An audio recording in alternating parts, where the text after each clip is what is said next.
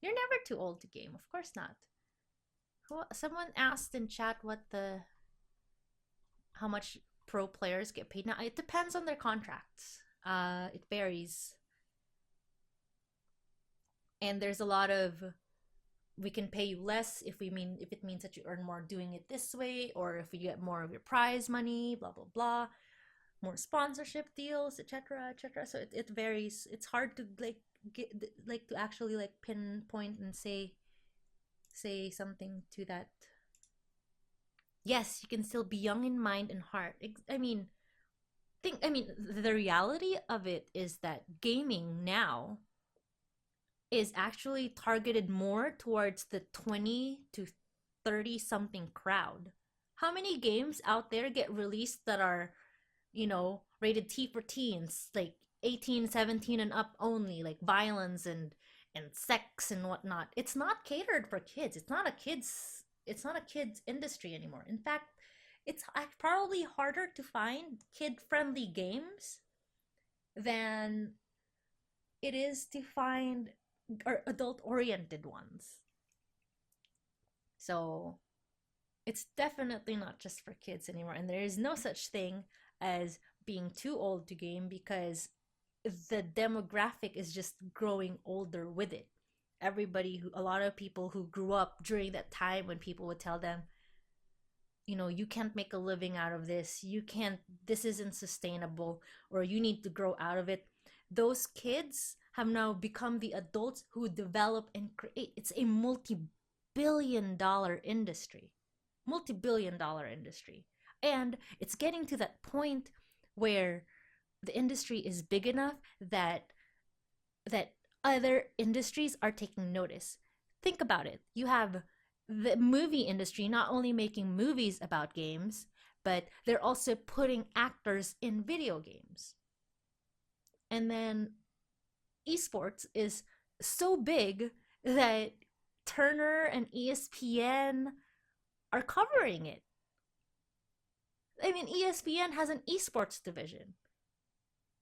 Growing up, when 5 years ago, if someone said, "Dude, esports or video games on ESPN is now mainstream and it's slow, it's much more acceptable now, versus before. Before it, what was it? I think they tried to put Magic the Gathering or some other weird card game on ESPN 2.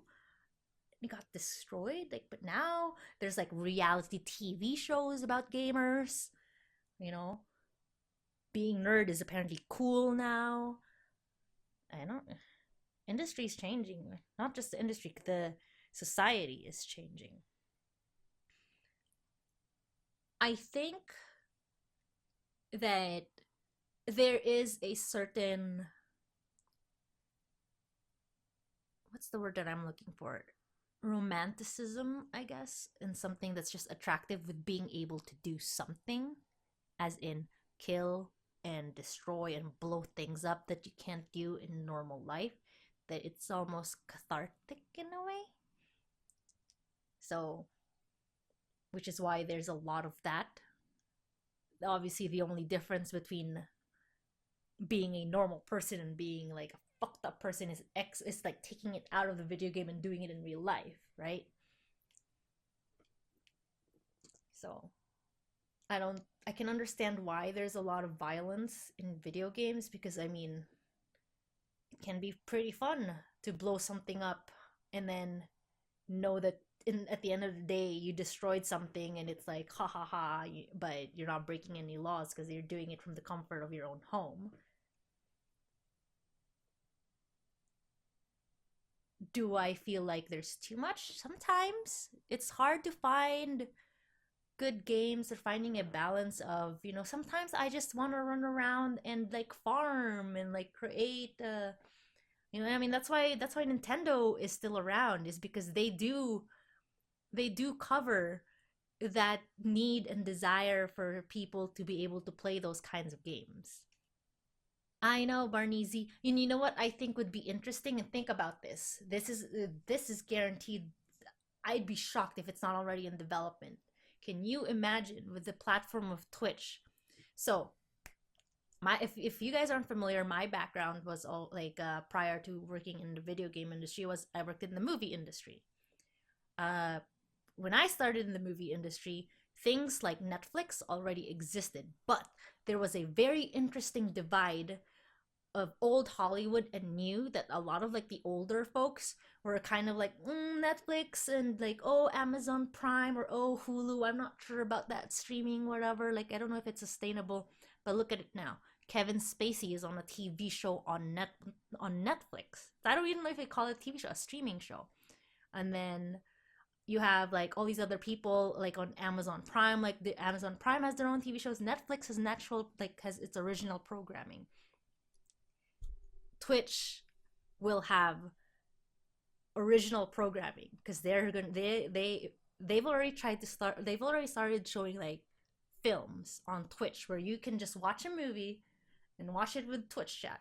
Imagine having a scripted TV show on Twitch that you can tune into and chat and watch with thousands of people at the same time.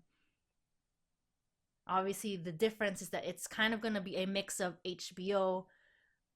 and HBO and Netflix slash TV, where you don't get to necessarily consume it unless it's a VOD during like a because that's what's convenient about Netflix, right? It's like, oh, I feel like watching it right now, so I'll just watch it right now. I don't have to wait for it to air. Twitch can kind of do something similar where you air it at a certain time and then everybody tunes in and then you can rebroadcast it. The only difference is that you can watch it at your own time, but then you don't have Twitch chat. And I think Twitch chat brings something interesting to the table. No, Twitch porn, well, Twitch porn doesn't, I mean, there's already porn sites for that. And porn, believe it or not, is a big catalyst when it comes to the porn industry, when it comes to technological advances. Porn is the reason why we had VHS instead of Betamax. Porn is one of the catalysts to streaming services on the internet. I mean, people already do that now, Ren. People already, there's like live cam shows where you can fap with other viewers. I mean, it's already happening. It's not like it's anything new. I mean, think about it. Like, why wouldn't Twitch do something like that? They already did concerts. They've done concerts. They put which concert did they live stream on Twitch? I don't remember. I'm sure you guys know. But they already did that. You literally can watch a concert live with thousands of other people on Twitch chat. Let's find. I'm gonna find you guys some good music to sign off to. Yes, Bob Ross. Exactly. Oh my God! Bob Ross was super mega popular. How come like we had to wait for E. Wiggin to tell us in chat?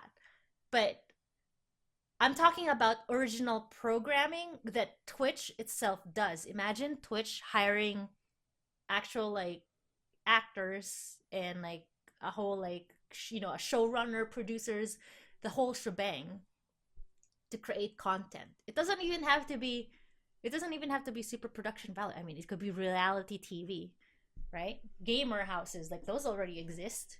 There's already drama between like other streamers. Just put them in a house together, Big Twitch Brother 4 or whatever. So,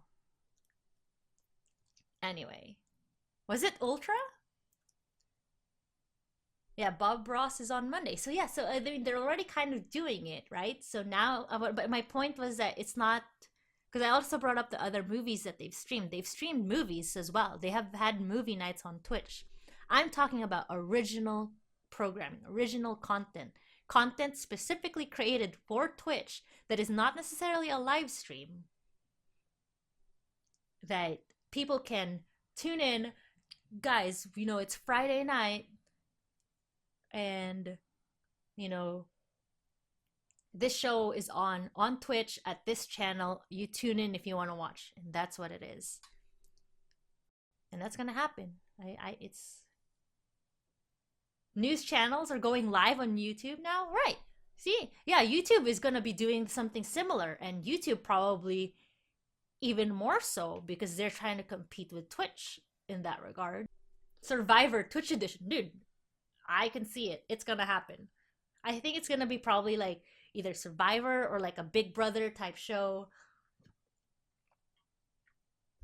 Imagine your favorite streamers like in a world where your favorite streamers from Hearthstone, League of Legends, Dota 2, and Counter Strike, the only thing they have in common is that they stream at Twitch under one roof, where they discover what it's like to live together, blah blah blah. It's not the real world, it's the Twitch world.